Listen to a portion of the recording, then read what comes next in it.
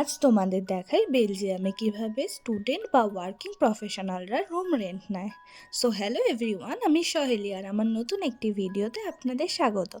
আমরা দুজন থাকি, তাই আজ দেখতে যাচ্ছি একটা স্টুডিও অ্যাপার্টমেন্ট। জেনারেলি এখানে ফ্লোর এরিয়া অনুযায়ী অনেক রকমের রুম পাওয়া যায়, যেমন সিঙ্গেল স্টুডেন্টদের জন্য 20 মিটার স্কোয়ারের মধ্যে স্টুডেন্ট অ্যাকোমোডেশন, কাপলদের জন্য 40 to 50 মিটার স্কোয়ারের মধ্যে স্টুডিও অ্যাপার্টমেন্ট, আর ফ্যামিলির জন্য 80 to 100 মিটার স্কোয়ারের 1 or 2 বেডরুম অ্যাপার্টমেন্ট।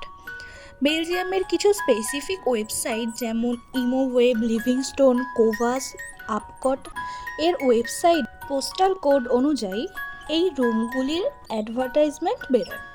ওয়েবসাইট থেকে অ্যাপয়েন্টমেন্ট নিয়ে সেই রুম ভিজিট করতে যেতে হয়। কিছু রুম ফুললি ফার্নিশড, আবার কয়েকটা আনফার্নিশডও হয়, আর তার ওপর রেন্টও ভ্যারি করে।